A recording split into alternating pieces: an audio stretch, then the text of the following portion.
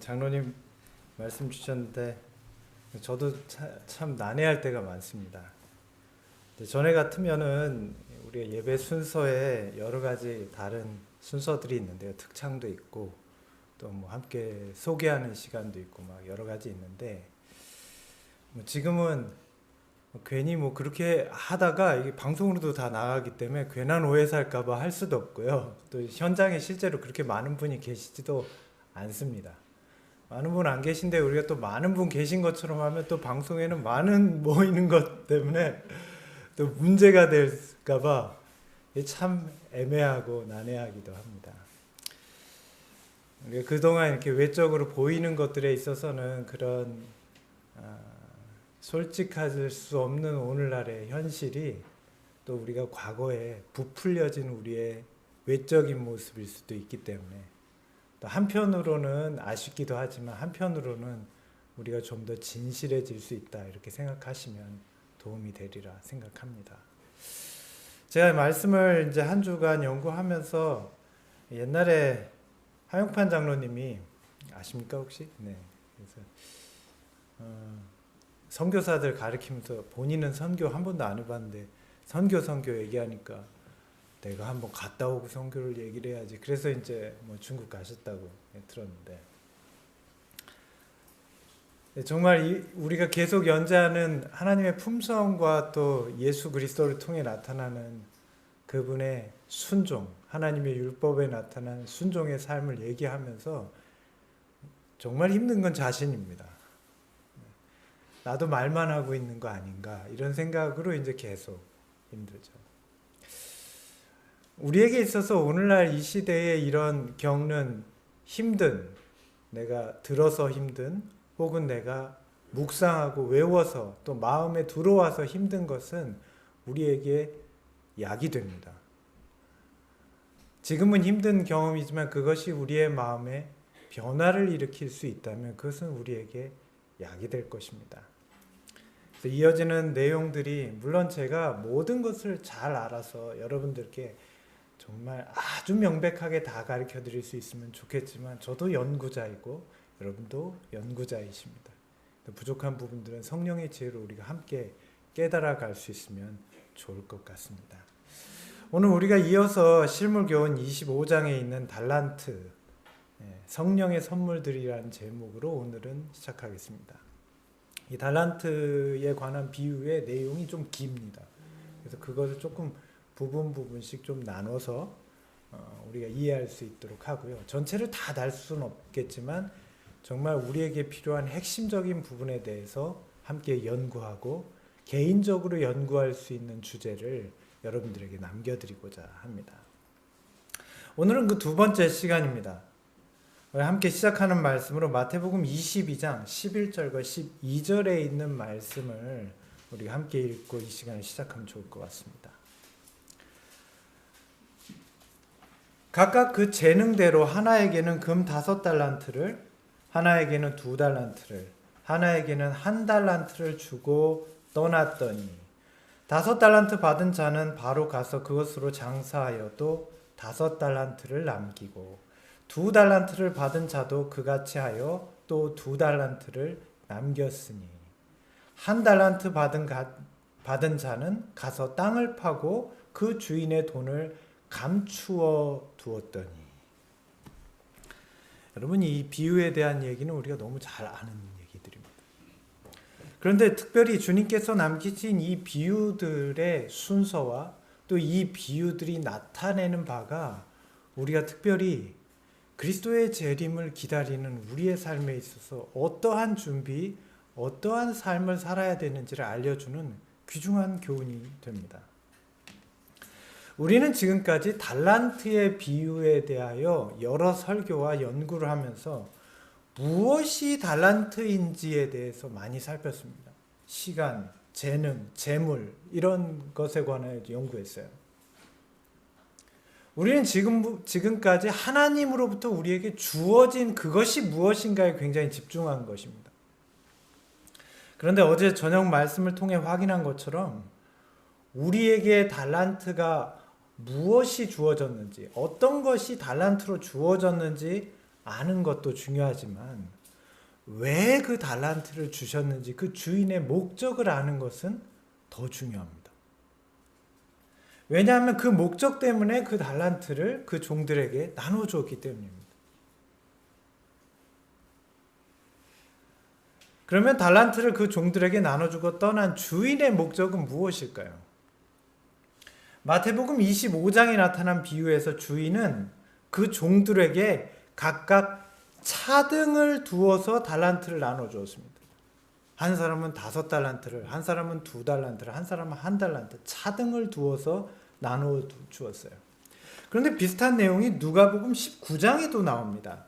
그런데 거기에는 각각 그 종들에게 똑같이 나눠줍니다. 마태복음 25장에서 각기 차등하여 달란트를 받은 종들은 그 받은 만큼을 장사해서 같은 양의 달란트를 남겼습니다. 누가복음 19장에서 종들은 각기 똑같은 달란트를 받았어요. 똑같은 금액을 받았는데 그들은 각각 다른 양만큼의 소출을, 어떤 사람은 10달란트를, 그러니까 10문화로 나오죠. 거기는 10문화를, 5문화를 각기 다른 양을 주인에게 바칩니다. 자, 그런데 주인은 그 종들이 남긴 양과 상관없이 똑같이 어떻게 했어요? 칭찬해 줬어요. 그들이 남긴 양의 차등에 따라서 어떤 사람은 더 칭찬하고 어떤 사람은 덜 칭찬하지 않습니다. 그들이 최선을 다해서 남기기만 하면 잘했다고 칭찬하는 것입니다. 우리가 이것을 통해서 알 수 있는 것은 무엇일까요? 주인의 목적은 그 달란트의 양의 많고 적음에 있지 않아요. 나눠줄 때도 그렇고 남겼을 때도 그래요. 주인의 목적은 무엇일까요? 이 주석에는 이 부분을 이렇게 얘기합니다. 주께서는 각 사람이 그의 달란트를 현명하고 이기심 없이 사용할 것인지 아니면 자신의 영달만을 추구할 것인지를 보시려고 주목하신다. 주인의 목적은 그들이 그것을 합당하게 쓰는 데 목적이 있었어요. 얼마를 받았고 얼마를 남겼는지가 아니라 그들이 그 받은 것을 합당한 목적에 따라 사용하는지가 중요했습니다. 주인이 알고자 하는 것은 그들의 마음이며 더 나아가 주인은 그 종들의 마음을 변화시키고자 하였습니다. 혹시 끌 수 있을까요? 달란트는 그들 모두에게 주었습니다.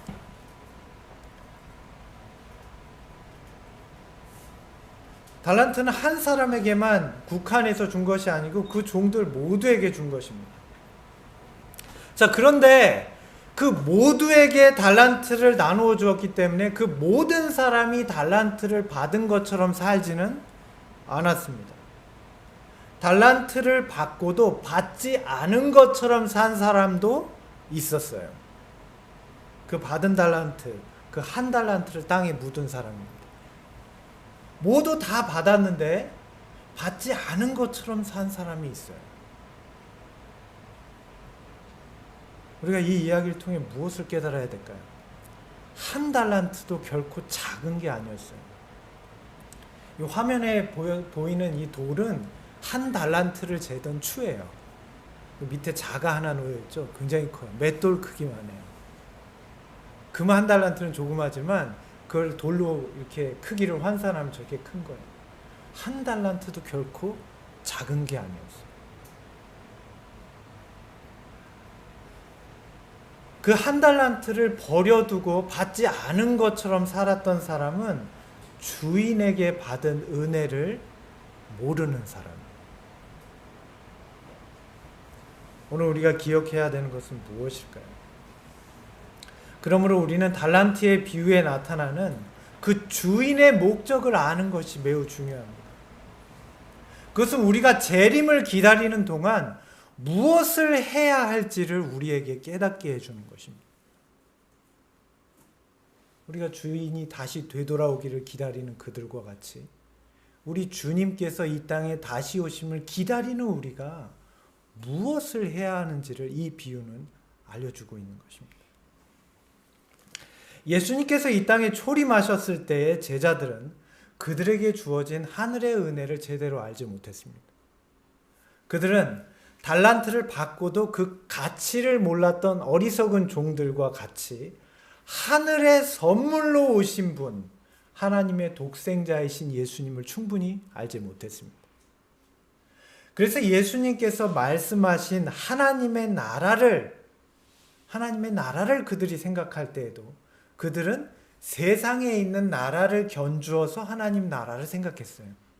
그들이 알던, 그들을 압제하던 아시리아나 바벨론이나 페르시아나 로마 같은 나라를 생각하면서 하나님의 나라를 생각했어요. 그래서 예수님이 말씀하신 하나님의 나라에 대해서 그들은 예수님이 자기들이 생각하는 그런 나라와 같은 나라를 세우실 줄로 기대했어요. 하늘의 선물이신 예수 그리스도를 제대로 알지 못하는 그들에게 주님께서는 이 달란트의 비유로 그들을 향한 하나님의 목적을 말씀하신 것입니다.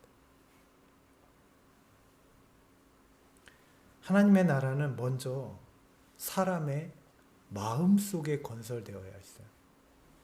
그런데 제자들은 그 나라가 당장 그들이 보는 눈앞에 바벨론과 로마와 페르시아처럼 나타날 걸로 기대했다는 거죠. 먼저 예수 그리스도의 희생과 속죄를 통하여 그들의 마음에 하나님의 품성이 회복되어야 했습니다. 하나님의 백성은 그분을 대표하는 자들이어야 했기 때문이에요.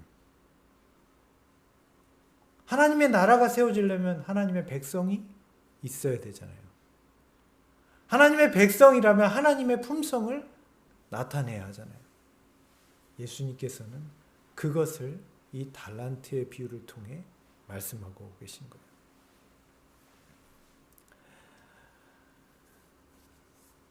주님께서 달란트의 비유를 통해 그들에게 말씀하시는 것은 하나님께서는 그분이 베푸신 은혜의 선물로 그들을 시험하고 계신다는 것입니다.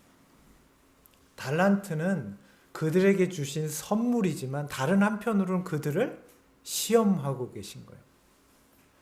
그들이 진정 하나님과 그분의 품성을 사모하는 마음을 가지고 있는지를 그들에게 주신 선물을 통해서 시험하고 계신 거예요. 달란트를 통해서. 그들이 어떻게 쓰는지를 보고 진정 하나님의 뜻을 깨닫고 그분을 사랑하고 그분의 품성을 사모하는지를 그들에게 주신 달란트, 선물로 시험하고 계신 거예요. 왜냐하면 주인의 뜻은 그 종들이 주인의 뜻과 같아지는 데 있어요. 주인의 목적은 그 종들이 주인의 뜻과 같아지는 데 있어요.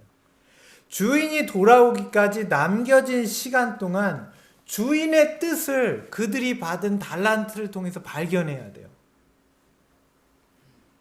그들이 받은 모든 것은 주인의 목적대로 쓰여져야 됩니다.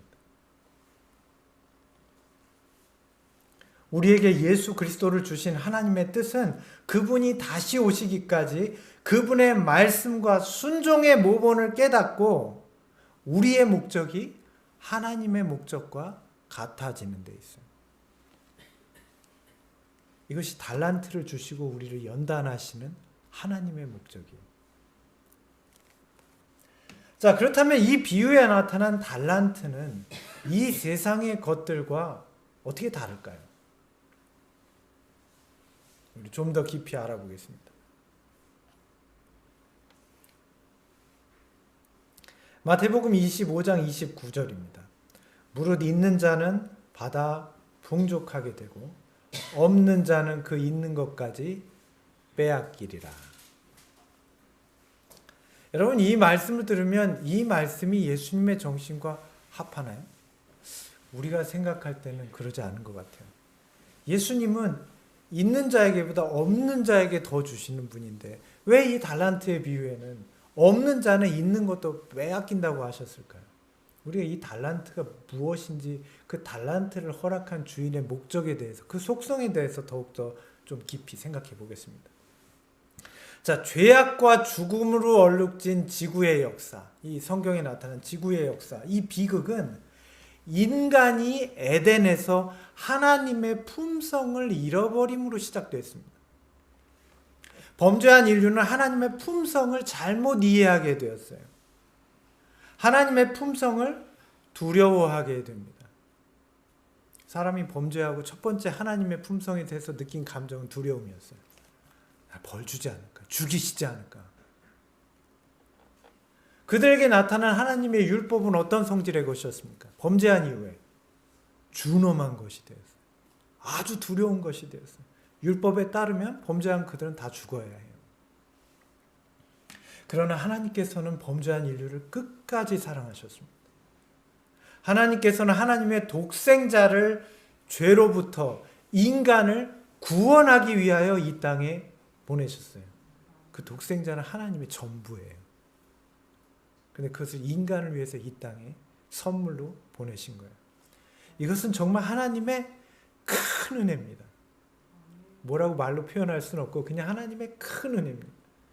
이제 인류는 하나님의 아들 되신 예수 그리스도를 통해 하나님의 품성을 다시 깨닫게 되었습니다. 설명 안 해도 여러분 아시겠죠? 예수님을 통해 하나님의 품성을 깨닫게 되었습니다. 인간이 오해하고 있던, 그들의 범죄로 인해서 오해하고 있던, 두려워하던 하나님의 품성이 그리스도를 통해 다시 인간에게 깨닫게 되는 것입니다.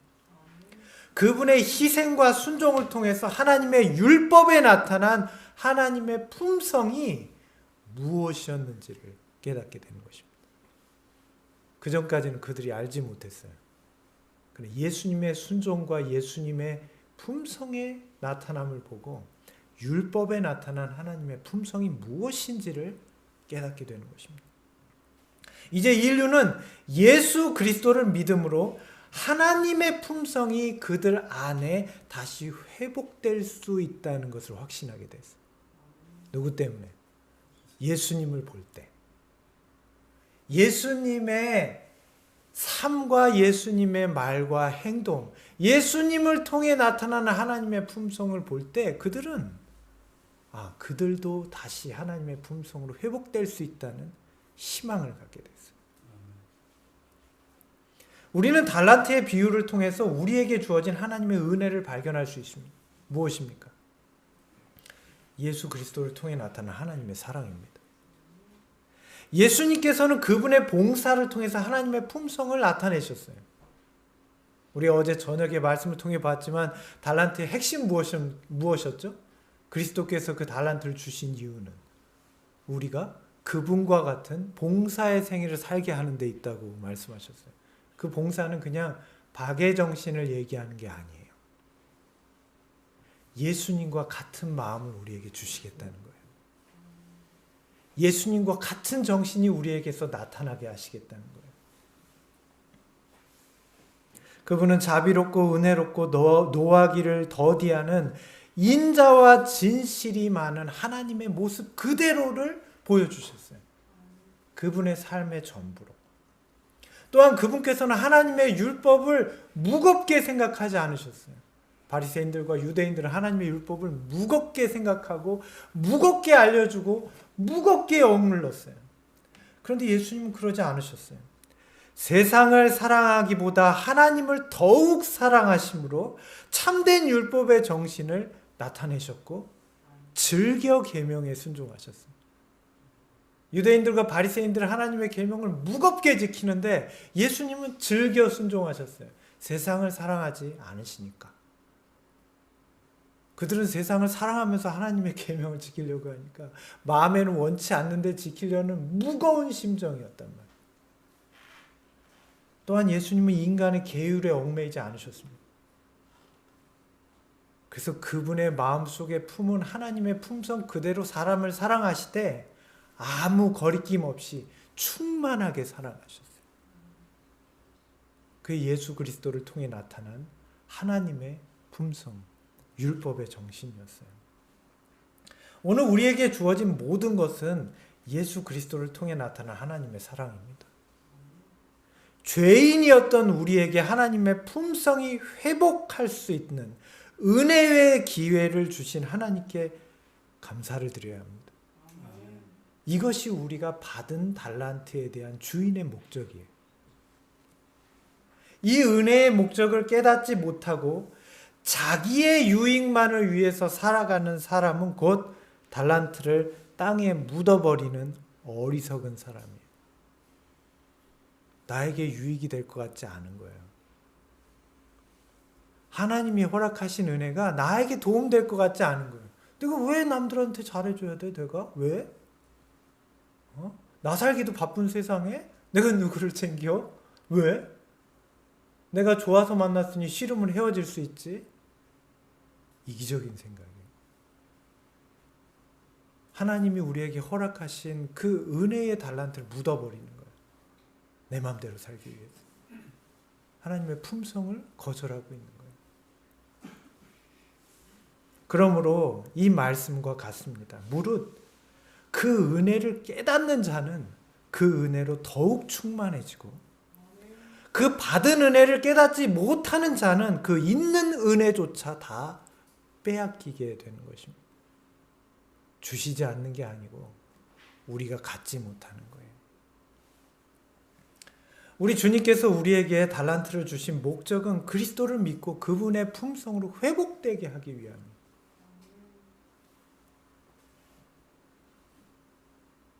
오늘 우리는 이 말씀을 깨닫습니까?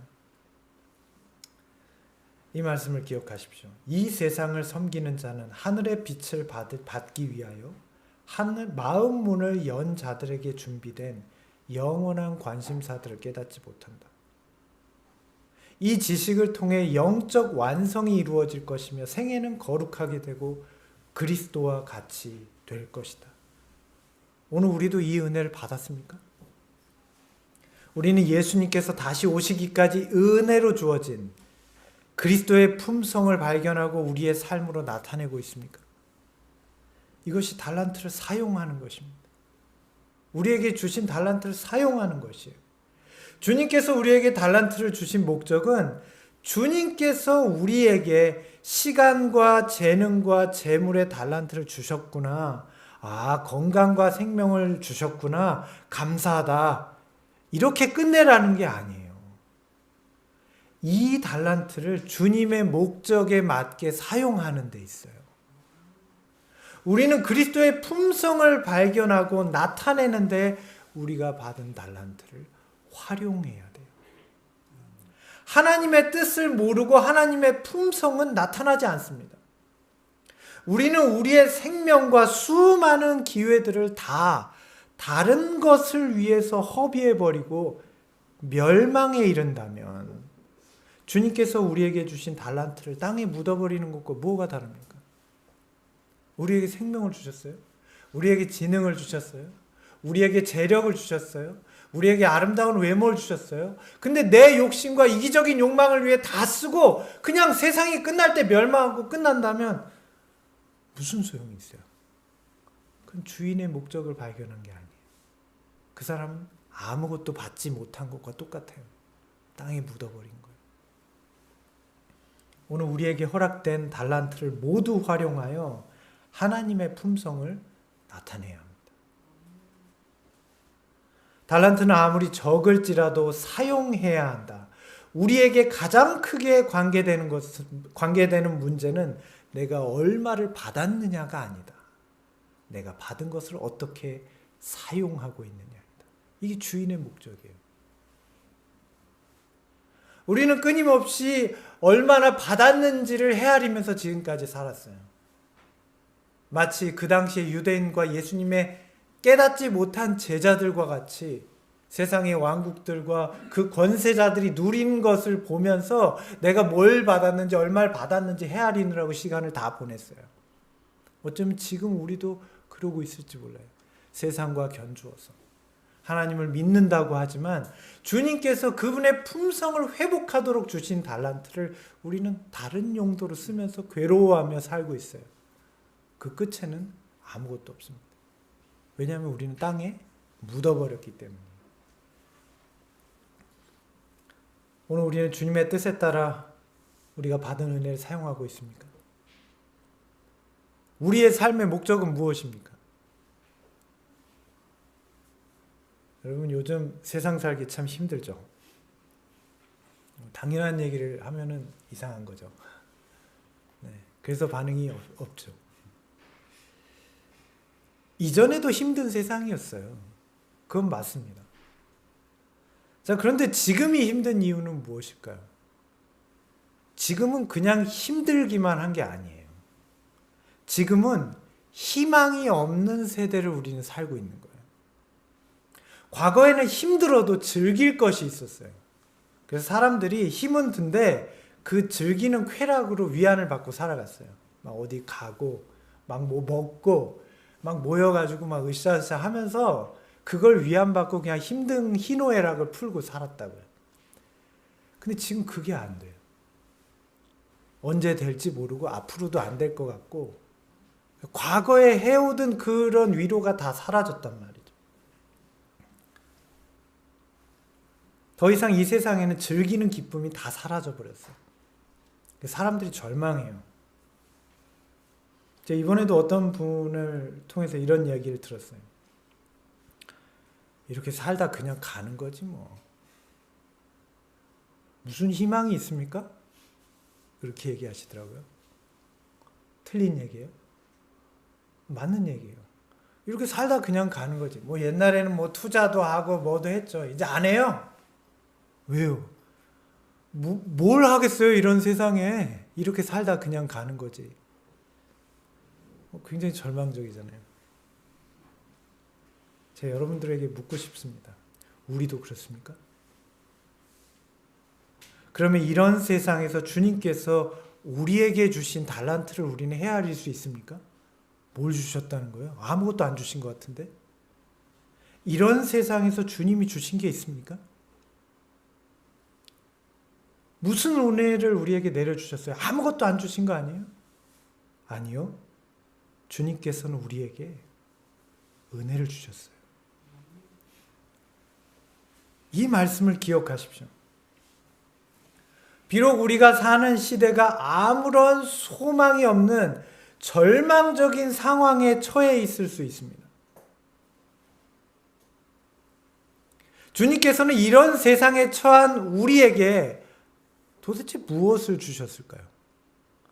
오늘 이 말씀을 기억하세요. 주님께서는 당신의 대리자들을 택하시고 그들로 날마다 같지 않은 환경에 처하게 하심으로 당신의 경륜을 이루고자 하신다. 그분의 경륜을 이루고자 하는 일념으로 그분은 당신의 대리자들을 택하시되 그들이 완전하기 때문에 택하시는 것이 아니라 그들이 그분과 그리스도와 연합함으로 완전함을 얻게 하기 위하여 그들을 택하시는 것이다. 우리가 이 절망적인 희망이 없는 세상에 처해 있다고요. 왜요? 이런 환경에 우리를 처하게 하심으로 주님께서는 이루고자 하시는 그분의 뜻이 있어요.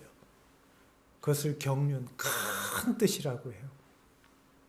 그것은 무엇인가? 곧 우리가 이런 절망적인 상황에서 이 세상에서 하나님의 품성을 나타낼 그분의 대리자들이 될 수 있도록, 다시 말해서 하나님의 품성을 우리가 드러낼 수 있도록 이 어두운 세상에 처하는 빛이 되게 하시고자 우리를 택하셨다고요. 그래서 이 어둠 가운데 두신 거라고. 희망이 없고 그냥 니네 뭐 절망이야 이렇게 두신 게 아니라 이 어둠 속에 이 세상을 밝히는 빛이 되게 하시고자 우리에게 절망 가운데 있는 세상에 두시되 우리를 홀로 두지 않으셨다고. 우리가 완전하기 때문이 아닙니다. 내가 뭘 할 수 있겠어요? 아니요. 우리가 완전하기 때문에 택하신 게 아니라고요. 우리를 완전하게 하시려고 택하신 거란 거. 그분의 완전함으로. 예수 그리스도를 믿음으로 그분과 하나가 되고 믿음으로 예수님을 따라 살도록 우리를 택하신 거예요. 이게 달란트를 주신 목적입니다. 주님과 하나 되어 완전하도록. 오늘 세상이 절망적이라면 누굴 봐야 됩니까? 예수님을 봐야 돼요. 아, 세상이 절망이구나. 그 예수님을 다시 보세요. 무슨 생각이 드는지 생각해 보세요. 주님의 얼굴엔 절망이 없어요. 세상이 어떻게 되든 예수님은 절망하지 않으세요. 왜냐하면 그분이 이 세상을 회복하실 수 있어요. 오늘 내 자신이 절망적이라면 예수님을 바라보세요. 이것이 믿음으로 의롭게 된다는 뜻이에요. 내 자신이 절망적일 때 그리스도를 바라보는 게 믿음으로 의롭게 되는 거예요. 무슨 뭐 다른 어떤 방법이 있는 게 아니에요. 예수님을 믿음으로 바라보는 거예요.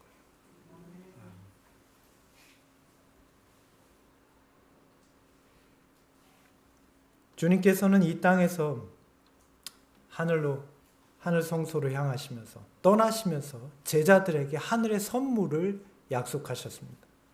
무엇입니까? 성령을 약속하셨어요.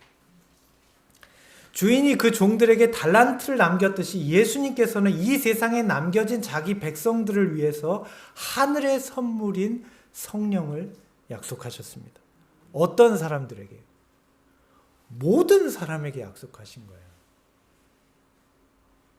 성령은 모든 사람에게 약속하신 거예요. 자, 그러면 세상 모든 사람이 성령을 받았습니까? 아니요. 이상하죠. 달란트도 다 줬는데 못 받은 사람이 있었어요. 받았는데도 안 받은 것 같은 사람이. 근데 성령의 선물도 다 줬는데 안 받은 사람이 있어요. 왜 그럴까요? 마태복음 25장과 우리가 누가복음 19장을 보면 이 사실에 대해서 알 수 있습니다. 모두가 다 달란트를 받았습니다. 그럼 땅에 묻어버린 사람은 그 달란트와 상관없이 살았어요. 오늘 주님께서 주신 은혜를 받지 않은 것처럼 살아가는 사람들이 있습니다. 우리는 어떻습니까? 주님께서 내게 주신 하늘의 선물이 내게 있습니까? 성령이 내 삶에 함께 하십니까? 우리가 너무 자주 얘기했잖아요. 성령이 내 삶에 함께 계세요? 달란트를 받은 자는 합당하게 사용해야 합니다. 우리가 성령을 받았다면 성령이 내 안에 계셔야 합니다. 내가 성령의 능력을 발휘해야 합니다. 더욱 풍성해져야 합니다. 받은 것보다 더욱 풍성해져야 돼요. 하나님의 품성이 내게 나타나야 합니다. 아무것도 나타나지 않은 것은 땅에 묻은 거예요.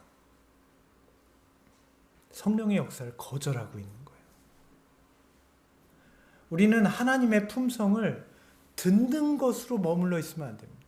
하나님의 품성은 듣는 게 아니에요. 우리는 하나님의 품성을 읽는 것에 머물러 있으면 안 됩니다. 하나님의 품성은 읽는 게 아니에요. 우리가 5달란트 어치의 하나님의 품성을 들었다면 우리는 그리스도를 바라봄으로 10달란트가 나타나야 합니다. 그렇게 써 있잖아요.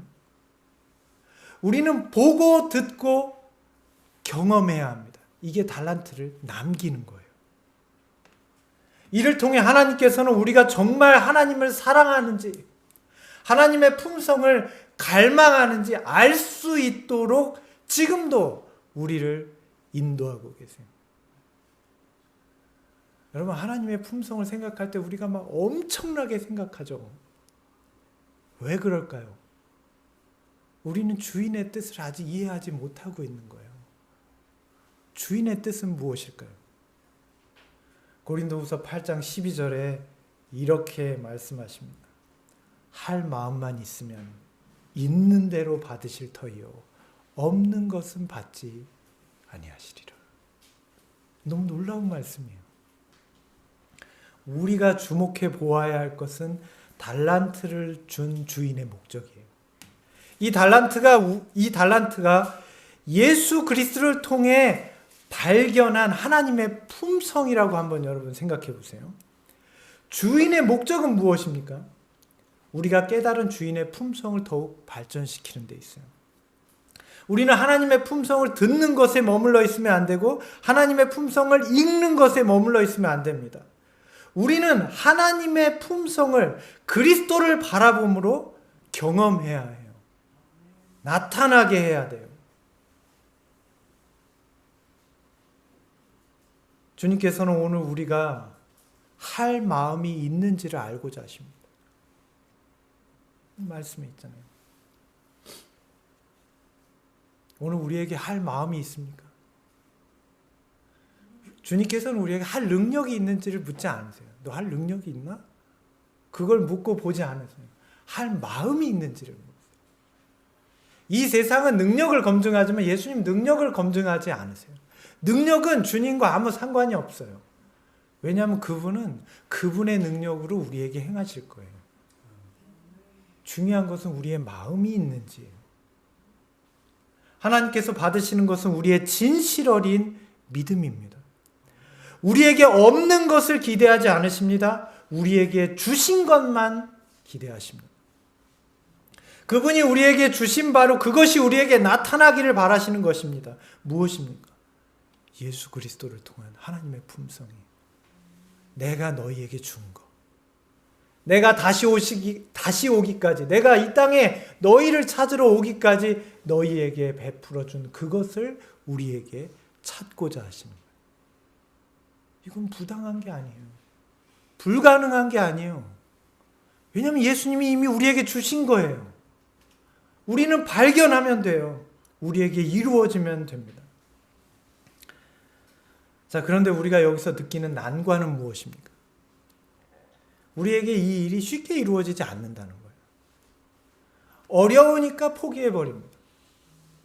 타고난 품성, 우리의 천성, 그것이 하나님의 품성이 아니에요. 어느 날 갑자기 생겨나는 것도 아니에요.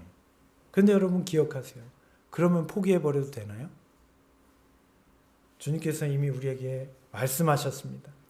그리스도께서는 완전한 품성을 얻는 일이 쉽다고 하지 않으셨다. 주신다고 하셨다면 그게 쉽다고 하지 않으셨어요. 왜 그렇습니까? 고상하고 모든 면에서 원만한 품성은 선천적으로 타고나는 것이 아니다.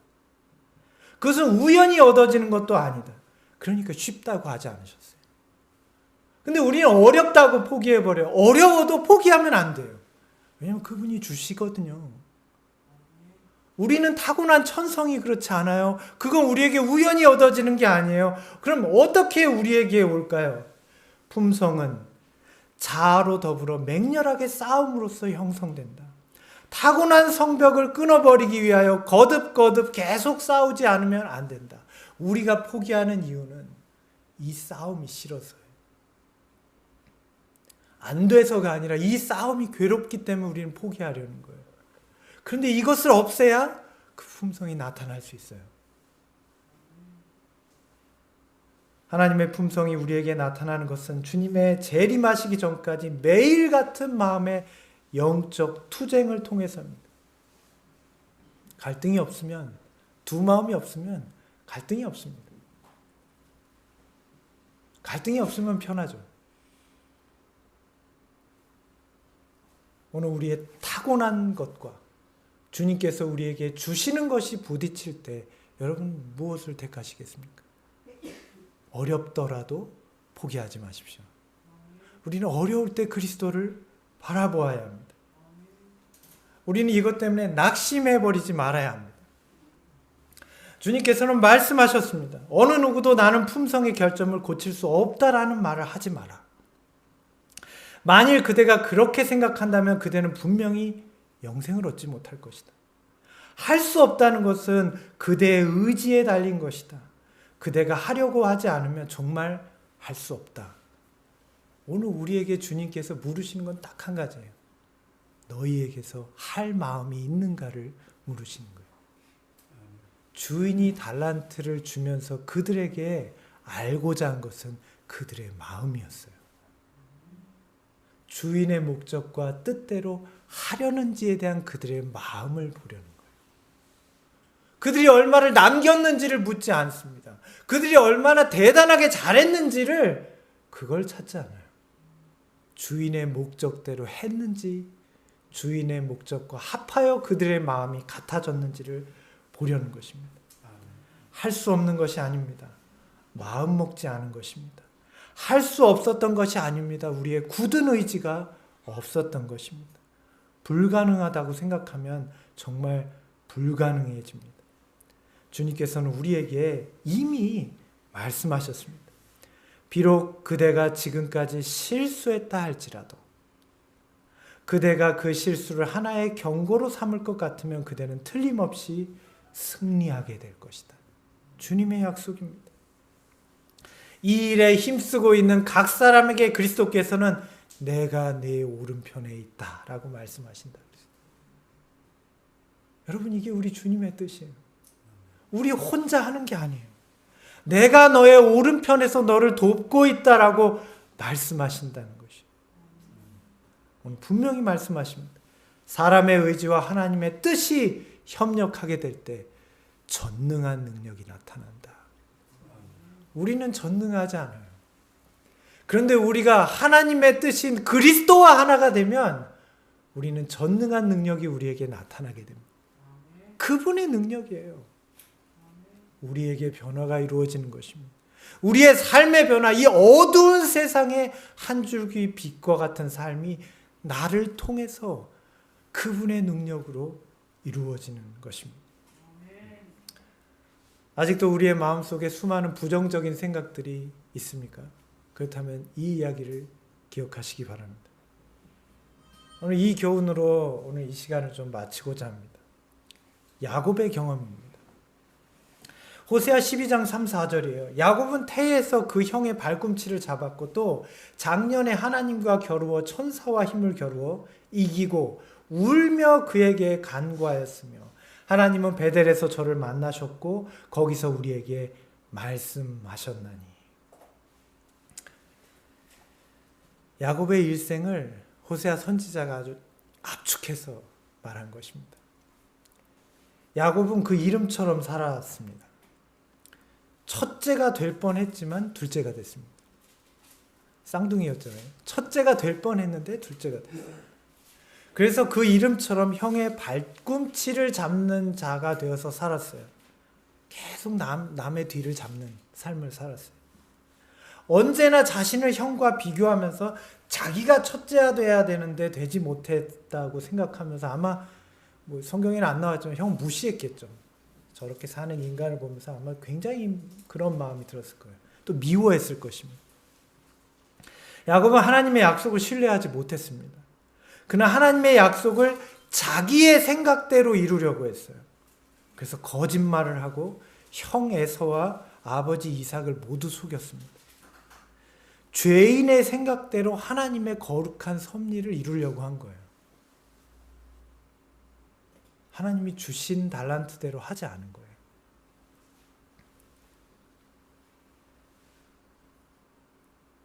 그리고 그는 그가 행한 대로 보응을 받았습니다. 그는 외삼촌 라반 집에서 속임을 당해서 20년 동안 종노릇을 했어요. 그의 아내가 그를 속였어요. 그가 7년 동안 그 아내를 얻기 위해서 일했는데 그 아내가 그를 속였어요. 자, 그리고 그 장인인 삼촌이 그를 속였어요. 그리고 그 아들도 그를 속였어요. 아들들도. 야곱은 자기 이름처럼 살았어요. 그런데 그런 야곱을 하나님께서는 사랑으로 이끌어 주시고 끝까지 돌보아 주셨습니다. 자, 이제 야곱이 고향으로 되돌아갑니다. 야곱은 지금까지 어떻게 살았어요? 그 이름처럼 살았어요. 야곱의 그 이름의 뜻 가운데에는 대신하는 사람이라는 뜻이 있어요. 그 뺏는다는 뜻이에요.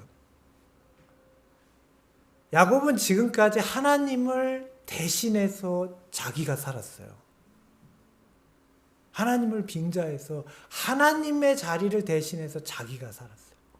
자기 뜻대로. 그런데 이제 고향으로 돌아가는 야곱에게 큰 산이 나타났습니다. 그의 형 에서가 아직도 그를 미워하고 있었어요. 근데 형은 그 지역의 족장이에요. 그는 큰 죄를 지었습니다. 가면 바로 사형이에요. 지난 20년 동안 여러 가지 시험을 겪었지만 그는 그 이름 그대로 행했어요. 하나님의 뜻을 자기가 대신해서 했어요. 그리고 하나님의 뜻인 것처럼. 하나님의 약속을 기다리지 않았어요. 자기 생각대로 살려고 살아나려고 발버둥쳤습니다. 이 마지막 에서의 공격에서 벗어나기 위해서도 똑같은 계획을 세웠어요. 자기 가족들을 세 부류로 나눠가지고 여기 치면 여기 도망가고 여기 치면 여기 도망가고 하나님의 뜻을 자기가 대신해서 자기 생각대로 하려는 거예요. 그런데도 마음이 놓이지 않습니다. 모든 사람을 다 보내고 그는 어둠 속에 혼자 그 야복강 나루에 건너가면 이제 형 에서에게 가야 돼요. 남았어요. 그런데 어둠 속에서 누가 그의 어깨를 잡는 겁니다.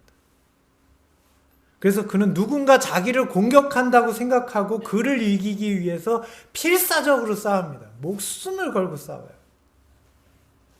야곱이 싸우는 동안 무슨 생각이 들었을까요? 한번 생각 안 해보셨어요? 야곱이 그 싸우는 동안 무슨 생각을 했을까요? 사람이 그런 가운데 느끼는 건 후회 아니에요? 후회? 야곱은 그의 생명이 억눌려 싸우는 동안 아마 끊임없이 내가 그때 그렇게 하지 말걸. 내가 그렇게 하는 게 아닌데.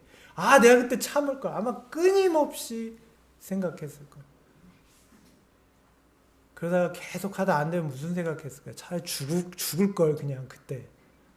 괜히 살아가지고. 내가 왜 자식들은 줄줄이 낳아가지고 여기서 다 몰살시켜가지고 내가 왜 계속 자책했을까요? 이 말씀에 그렇게 나와요. 그를 억누리는 자기의 죄와 끊임없이 계속 내적으로 갈등하는 거예요. 그런데 그것이 하나님과 그의 사이를 멀어지게 하는 것입니다. 이런 엄청난 죄책감이 야곱을 억눌렀습니다. 그는 거룩하신 하나님 앞에 설 수 없는 죄인이라는 걸 느꼈어요. 그는 살고자 몸부림치면서 자기와 사투하는 상대를 물리치려고 애를 썼는데 아무리 이기려고 해도 이겨지지 않는 거예요. 자기는 시간이 지날수록 힘이 빠지는데 상대는 오히려 시간이 지날수록 강해지는 것 같은 거예요. 그런데 그 상대가 자기를 죽이지 않는 것입니다. 원래 이러면 죽여야 되잖아요. 야곱은 누구와 싸우고 있는 것일까요? 야곱은 그가 싸우는 상대자가 누군지를 깨닫게 되었습니다. 지금까지 야곱은 자기가 누구랑 싸우고 있는지 몰랐어요. 그가 20년 동안 방황하고 있는 동안에도 그는 누구와 싸우고 있는지 몰랐어요.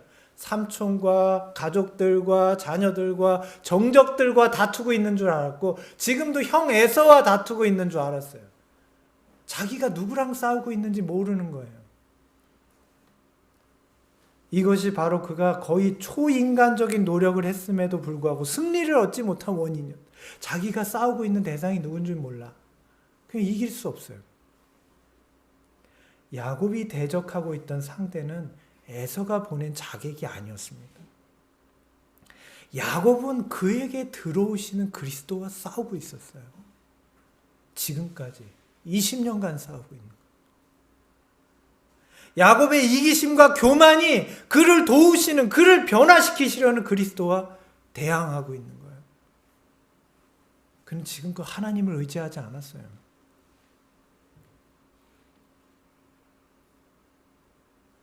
야복강가에서 고민하던 밤, 멸망이 바로 그의 앞에 이르던 것처럼 보이던 그때 야곱은 인간의 도움이 얼마나 무력한 것인지, 헛된 것인지, 그를 신뢰하는 것이 얼마나 어리석은 것인지를 알게 되었다.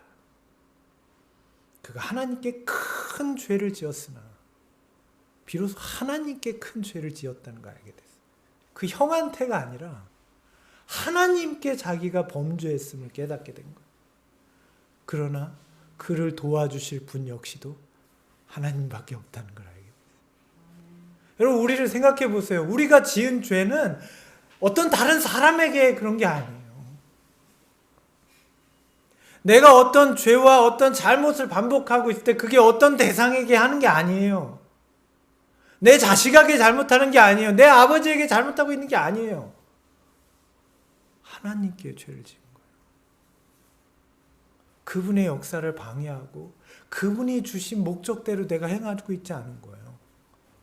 하나님과 싸우고 있으면서 사람과 다투고 있다고 생각하는 거예요. 근데 놀라운 것은 이런 나를 구해주실 분도 내가 죄를 지은 그분밖에 없는 거예요. 야곱의 이기심과 교만이 그에게 들어오시는 하나님의 품성이신 그리스도를 대적하고 있는 것입니다. 이 이야기를 왜 읽어드린지 아십니까? 야곱이 씨름하고 고민하던 밤에 겪은 경험이 그리스도의 재림 전에 하나님의 백성이 겪어야 할 고민이다.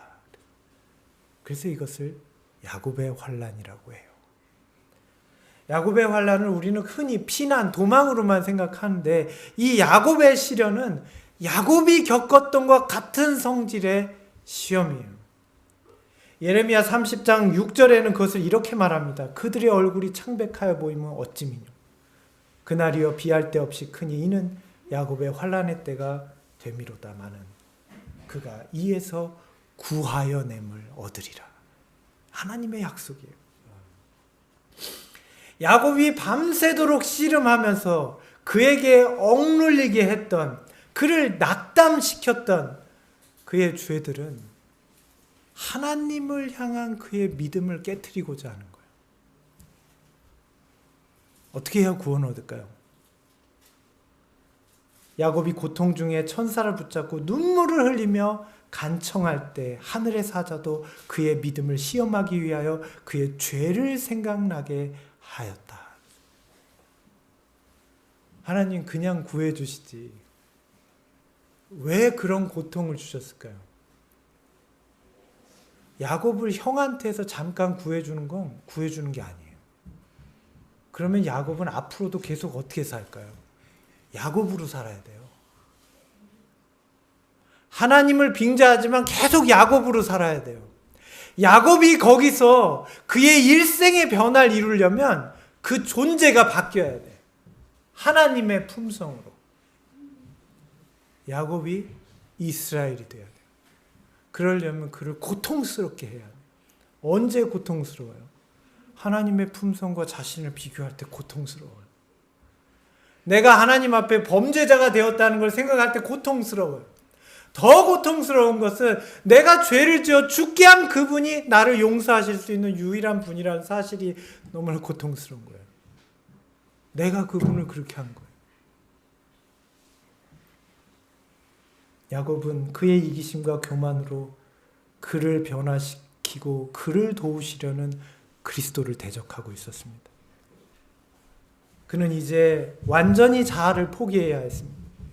믿음으로 하나님의 약속만을 바라봐야 했습니다. 우리가 경험할 야곱의 환난은 이런 성질의 것입니다. 우리의 얼굴빛이 창백하고 슬픈 이유는 무엇입니까? 하나님의 품성을 대적하고 있는 내 안의 이기심 때문이에요. 교만 때문이에요. 그걸 우리가 발견하게 되기 때문이에요. 지금 세상의 절망 가운데에서 이런 내가 거룩하신 하나님의 품성을 나타낼 수 있을까요? 오늘 하나님의 백성들의 경험도 이와 같습니다. 하나님의 백성들이 당할 경험도 이와 같을 것이다. 하나님께서는 그들의 믿음과 인내와 그들을 구원하시는 그분의 능력에 대한 그들의 확신을 시험하신다. 그것이 그분께서 우리를 구원하시기 위해서 이 시간들을 우리에게 허락하신 목적입니다. 시간이 많이 됐습니다. 오늘 우리 주님께서 이런 우리에게 어떤 약속을 주실까요? 주님께서는 그런 야곱을 이렇게 행하셨어요. 내 이름을 다시는 야곱이라 부르지 말고 이스라엘이라 부를 것이니 이는 내가 하나님과 사람으로 더불어 이겼습니다. 야곱이 이겼습니까? 야곱이 이긴 이유가 있습니다. 야곱은 그 영혼이 오랫동안 갈망하던 축복을 받았다. 의심과 고통과 후회가 그의 생애를 쓰디쓰게 만들었지만 이제 모든 것이 변했다. 그가 변했기 때문에 이긴 거예요.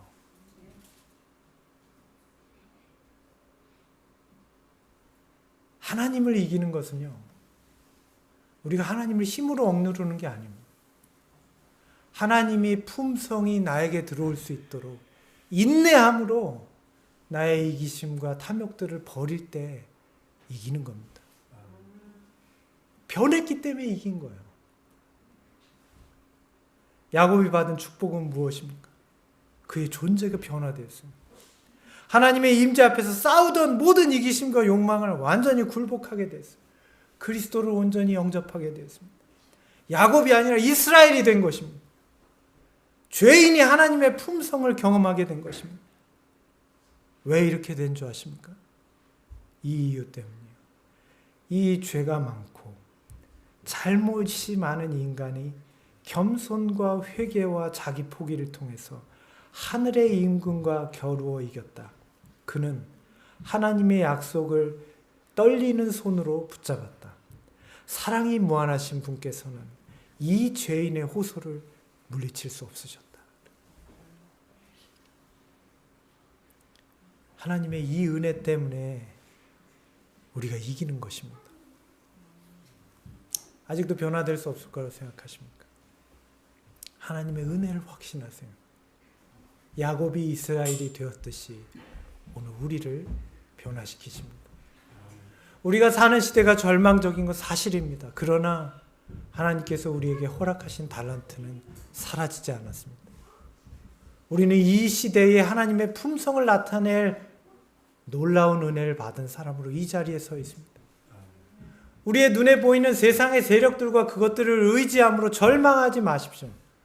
오늘 우리에게 필요한 것은 그리스도를 바라보는 믿음입니다. 내가 연약해질 때 예수님을 보십시오. 나에게서 절망적인 모습이 나타날 때 그리스도를 바라보시고 나를 향한 하나님의 뜻이 변하지 않았음을 기억하십시오. 그 가운데 우리는 똑같은 음성을 들을 것입니다. 내가 이겼으니 이제 다시는 너를 야곱이라 하지 말고 이스라엘이라고 하라. 이는 네가 하나님과 더불어 이겼습니다. 하나님께서 우리의 싸움을 싸워주고 계십니다. 오늘 그분의 품성이 우리에게 들어오는 걸 거절하지 마시고 나의 이기심과 욕망이 그것을 방해할 때에 하나님께 눈물로 매달리는 저와 여러분 되기를 바랍니다. 주님의 은혜가 우리와 함께 하실 것입니다. 우리 함께 찬양 부르고 이 시간 마치겠습니다.